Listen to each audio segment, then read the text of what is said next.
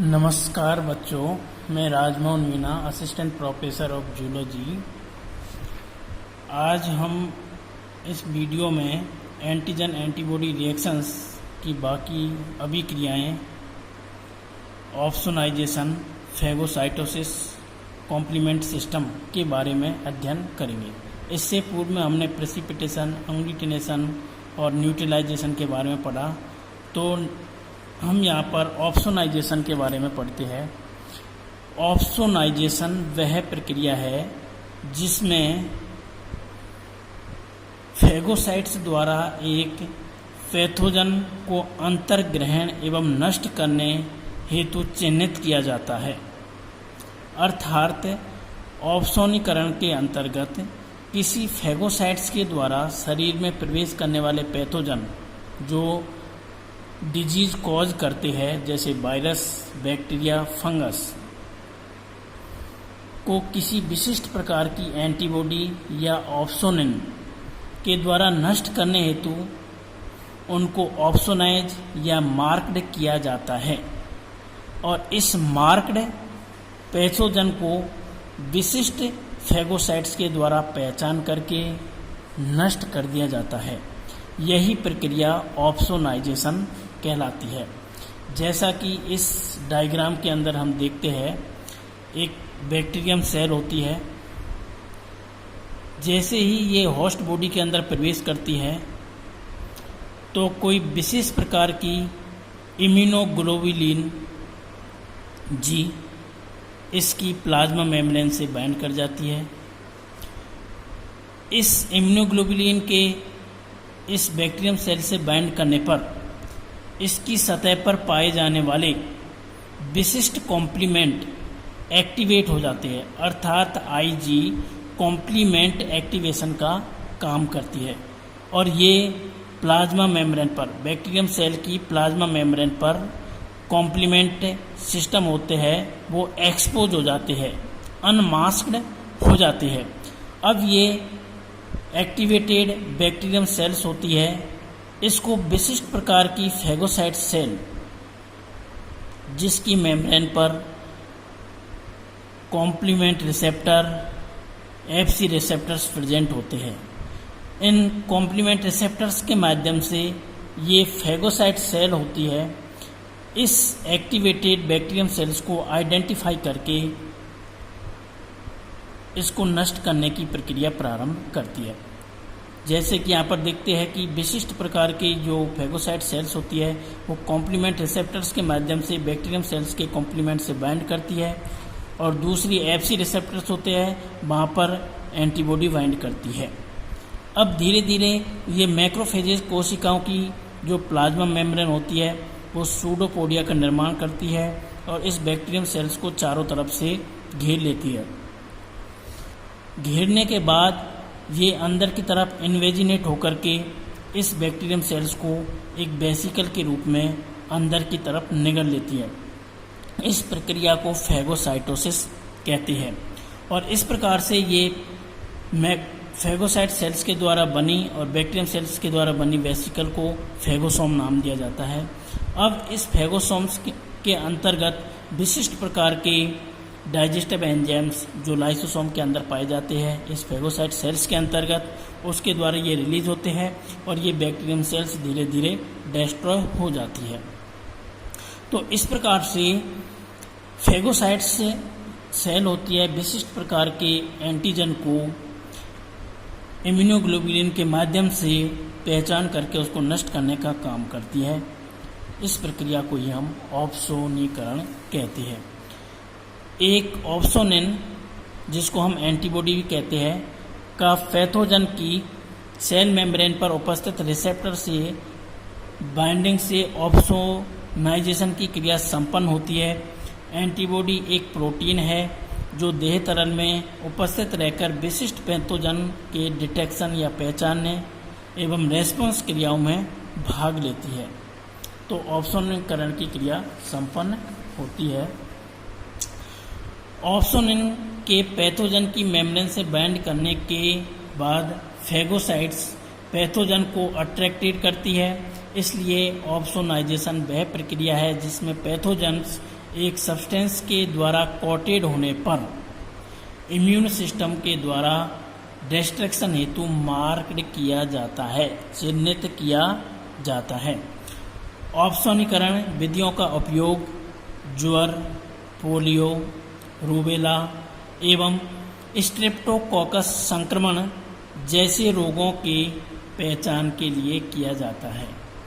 तो antigen antibody reactions के अंतर्गत औपसोनीकरण प्रक्रिया भी किसी विशिष्ट एंटीजन या पैथोजन को औपसोनीकरण प्रक्रिया के माध्यम से नष्ट करने की प्रक्रिया या अभिक्रिया होती है। नेक्स्ट एंटीजन एंटीबॉडी रिएक्शन की अभिक्रिया है फैगोसाइटोसिस या भक्षाणु नाशन। इस प्रक्रिया में मैक्रोफेजेज कोशिकाएं भाग लेती है। ये मैक्रोफेजेज कोशिकाएं लिम्फ नोड एवं स्प्लीन में बनती है और ये ब्लड सर्कुलेशन के माध्यम से शरीर के अंतर्गत वंडरिंग करती रहती है, भ्रमण करती रहती है। और जैसे ही इनके संपर्क में कोई विशिष्ट एंटीजन आता है, पैथोजन आता है, तो उसको नष्ट करने का काम करती है। तो इस प्रकार से फैगोसाइटोसिस क्रिया में मैक्रोफेजेज जो बड़े आकार की कोशिकाएं होती है भाग लेती है। मैक्रोफेजेज किस प्रकार से पैथोजन को नष्ट करने का काम करती है, इस डायग्राम के माध्यम से हम समझ सकते हैं। जैसे ये मैक्रोफेजेज कोशिकाएं दिखाई गई है। इस मैक्रोफेजेज कोशिका के संपर्क में कोई पैथोजन या माइक्रो ऑर्गेनिज्म आता है तो ये उस माइक्रो ऑर्गेनिज्म को घेरते हुए सूडोपोडियाओं के माध्यम से उसको अंदर की तरफ इंजेक्शन करती है। अर्थात इस मैक्रोफेजेज की सेल मेम्ब्रेन पर विशिष्ट प्रकार के कीमोटैक्सिक पदार्थ पाए जाते हैं जो केमिकली रूप से इनसे बाइंड या चिपकने में सहायक होती है, एडरेंस में सहायक होती है। तो जैसे ही ये पैथोजन या माइक्रो ऑर्गेनिज्म अंदर की तरफ इंजेक्शन होते हैं तो माइक्रो ऑर्गेनिज्म इस मैक्रोफेजेज की सेल वॉल के द्वारा एक वेसिकल का निर्माण होता है जिसको फैगोसोम नाम दिया जाता है। अब ये फैगोसोम आगे की तरफ मूव करती है तो इस फैगोसोम के अंतर्गत मैक्रोफेजेज सेल्स में विशिष्ट प्रकार के लाइसोसोम पाए जाते हैं, प्राइमरी लाइसोसोम पाए जाते हैं जिसमें विशिष्ट प्रकार के लाइटिक एंजाइम्स भरे रहते हैं। ये लाइसोसोम इस फैगोसोम से आकर के फ्यूज हो जाते हैं, जुड़ जाते हैं और इनके अंदर भरे हुए डाइजेस्टिव एंजाइम्स होते हैं वो रिलीज हो जाते हैं और इनके रिलीज होने से ये माइक्रो ऑर्गेनिज्म बॉडी होती है धीरे धीरे डाइजेस्ट हो जाती है। डाइजेस्ट होने के कारण ये माइक्रो ऑर्गेनिज्म छोटे छोटे टुकड़ों में विखंडित हो जाता है। इस छोटे छोटे टुकड़ों का डाइजेशन होने से आवश्यक पदार्थ इस मैक्रोफेजेज कोशिका के अंदर एब्जॉर्ब कर लिए जाते हैं, लेकिन कुछ अपचित भाग या अनडाइजेस्टेड भाग होता है वो रेजिडुअल बॉडीज के रूप में ये मैक्रोफेजेज कोशिकाएं होती है वो दूसरी साइड में इनको निष्कासित कर देती है या डिस्चार्ज कर देती है। तो इस प्रकार से मैक्रोफेजेज कोशिकाएं होती है फैगोसाइटोसिस की क्रिया के द्वारा इन माइक्रो ऑर्गेनिज्म, पैथोजेंस, एंटीजेंस को नष्ट करने का काम करती है। मैक्रोफेजेज सेल्स प्रतिजन के निकट आती है, इनकी कोशिका कला एंटीजन के संपर्क में आती है तथा एंटीजन को घेरते हुए एक आशय जैसी या वेसिकल रचना बना लेती है। इस प्रकार कुछ ही मिनटों में एंटीजन का पूरा कोशिका के भीतर पिनोसाइटिक वेसिकल्स के रूप में निगल लिया जाता है। मैक्रोफेजेज कोशिका अंतर्गत पदार्थ का पाचन करती है। इसके लिए इसके कोशिका द्रव में उपस्थित प्राथमिक लाइसोसोम आशय के साथ संलग्न हो जाते हैं। लाइसोसोम में भरा लयनकारी पदार्थ जो अनेक एंजाइम रखता है पाचन में सहायता करता है। प्राइमरी लाइसोसोम के साथ संलग्न पिनोसाइटो वेसिकल्स फैगोलाइसोसोम कहलाती है। पाचन के उपरांत ये पदार्थ अनेक छोटे छोटे कणों में विभक्त हो जाते हैं जो अलग अलग अणुभार के होते हैं। ये बाहर निकलते हैं। इसके लिए पिनोसाइटोसिस जैसी किंतु विपरीत दिशा में क्रिया होती है।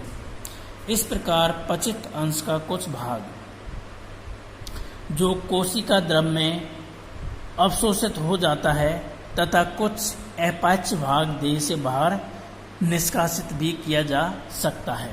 तो इस प्रकार से मैक्रोफेजेज कोशिकाएं विशिष्ट हानिकारक पदार्थ पैथोजन एंटीजेंस को फैगोसाइटोसिस की क्रिया के द्वारा नष्ट करने में सहायक होती है। एंटीजन एंटीबॉडी रिएक्शंस के अंतर्गत नेक्स्ट रिएक्शन है कॉम्प्लीमेंट सिस्टम या पूरक तंत्र। ये पूरक तंत्र या कॉम्प्लीमेंट सिस्टम विशिष्ट प्रकार की क्रियाशील प्रोटीन का ग्रुप या समूह होता है जो प्लाज्मा या प्लाज्मा मेम्ब्रेन की सतह पर पाया जाता है और प्रतिरोधी क्रियाओं में भाग लेता है।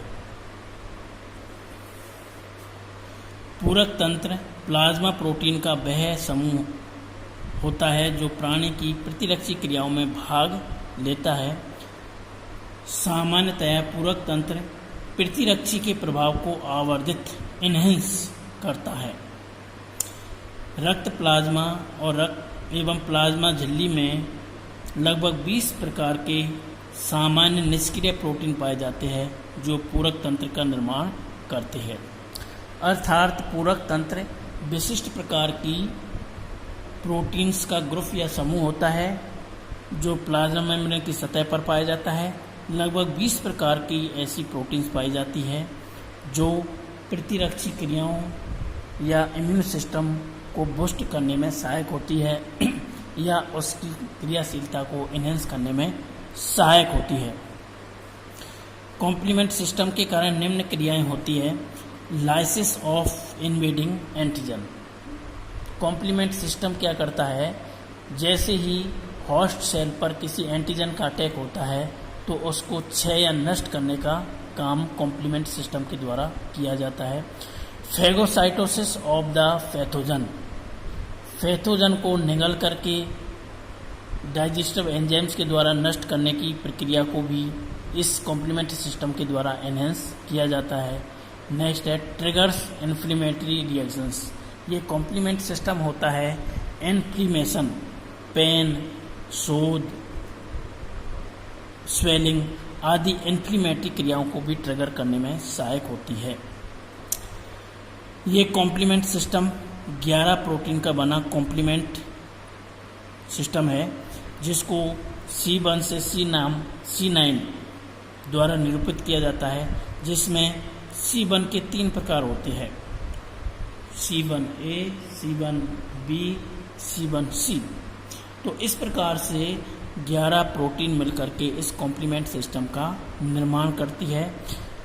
ये कॉम्प्लीमेंट सिस्टम या पूरक तंत्र एक कैस्केड प्रवाह के द्वारा काम करता है। कैस्केड मीन्स क्रम प्रवाह, अर्थात एक कॉम्प्लीमेंट सिस्टम के बाद दूसरा कॉम्प्लीमेंट सिस्टम, दूसरे कॉम्प्लीमेंट सिस्टम के बाद तीसरा कॉम्प्लीमेंट सिस्टम, इस प्रकार एक के बाद एक कॉम्प्लीमेंट सिस्टम होता है वो एक्टिवेट होता हुआ चला जाता है, जिसके कारण प्रतिरक्षी क्रियाएं संपन्न होती है। तो कॉम्प्लीमेंट सिस्टम कैस्केड या क्रम प्रभाव के रूप में कार्य करता है। इस कॉम्प्लीमेंट सिस्टम के एक्टिवेशन हेतु 3 कन्वर्जिंग पाथवे होते हैं। 3 कन्वर्जिंग पाथवे। पहला है क्लासिकल पाथवे, दूसरा है अल्टरनेटिव पाथवे, तीसरा है लैक्टिन पाथवे। ये कॉम्प्लीमेंट सिस्टम के 3 पाथवे होते हैं। Classical pathway. क्लासिकल पाथवे का प्रारंभन एंटीजन एंटीबॉडी कॉम्प्लेक्स से C1 कंपोनेंट के बाइंडिंग द्वारा होता है, अर्थात कॉम्प्लीमेंट सिस्टम की C1 प्रोटीन के एक्टिवेशन के द्वारा ये क्लासिकल पाथवे प्रारंभ होता है और इसका प्रारंभन एंटीजन एंटीबॉडी कॉम्प्लेक्स के माध्यम से संपन्न होता है। Next alternative pathway. Alternative pathway का उत्प्रेरण विभिन्न प्रकार के एजेंट्स जैसे सेल वॉल, और बैक्टीरिया तथा एंटीबॉडी की अनुपस्थिति आदि के द्वारा होता है। विशिष्ट प्रकार की बैक्टीरियल सेल्स की सेल वॉल पर कुछ विशिष्ट प्रकार के पदार्थ पाए जाते हैं, उनके माध्यम से ये कॉम्प्लीमेंट सिस्टम का एक्टिवेशन होता है और इनके द्वारा एक्टिवेशन की क्रिया अल्टरनेटिव पाथवे के अंतर्गत आती है। नेक्स्ट है लेक्टिन पाथवे। लेक्टिन पाथवे का स्टिमुलेशन एक पैथोजन की सरफेस पर उपस्थित कार्बोहाइड्रेट रेजिड्यूज के द्वारा होता है, अर्थात किसी पैथोजन की सतह पर कार्बोहाइड्रेट रेजिड्यू उपस्थित होते हैं, वो इस लेक्टिन पाथवे के माध्यम से कॉम्प्लीमेंट सिस्टम को एक्टिवेट करने का काम करते हैं। उपरोक्त तीनों प्रकार के पाथवेज के द्वारा साइटोसाइडल मेम्ब्रेन अटैक कॉम्प्लेक्स का निर्माण होता है। यह membrane attack complex target cells की लिपिड बाइलेयर में एक छिद्र का निर्माण करता है, जिसके द्वारा पैथोजन नष्ट हो जाता है।